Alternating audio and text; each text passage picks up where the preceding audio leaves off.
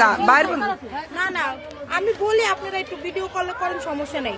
আমাকে আস্থা এখন একমাত্র বিএনপির উপরেই আছে, কারণ আমাদের বাংলাদেশে কোনো দল থাকলে ইমানদার হিসাবে আমি মনে করি এই দলটাই থাকবো, কারণ আমাকে গরিবের পাশে যেহেতু এখনই দাঁড়াইছে, নির্বাচনের পরেও অবশ্য দাঁড়াইবো। হ্যাঁ এত বছর যাই হোক আমাকে জিনিস আমি যা দিছে আলহামদুলিল্লাহ।